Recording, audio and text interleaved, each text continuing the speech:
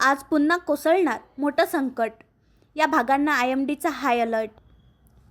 राज्यात सध्या पावसासाठी पोषक वातावरण तयार झालेले आहे. त्यामुळे शेतकऱ्यांचे चांगले टेन्शन वाढलेले आहे.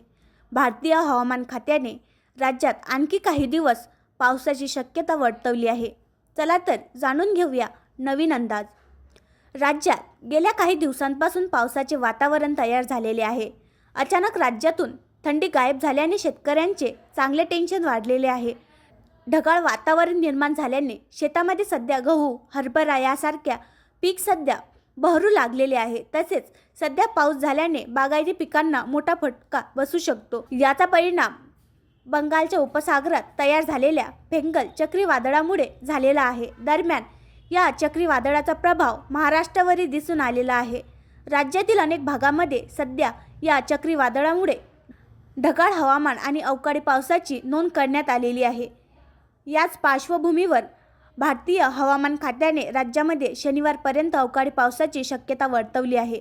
राज्यात आणखी 7 डिसेंबरपर्यंत पावसासाठी पोषक परिस्थिती निर्माण राहणार आहे, असे मत हवामान खात्याने वर्तवले आहे. याच पार्श्वभूमीवर राज्यामध्ये सिंधुदुर्ग, सातारा, सांगली, कोल्हापूर, सोलापूर, परभणी, नांदेड, यवतमाळ, गडचिरोली, चंद्रपूर या 10 जिल्ह्यांमध्ये अगदी तुरळक ठिकाणी किरकोळ पावसाची शक्यता वर्तवण्यात आलेली आहे.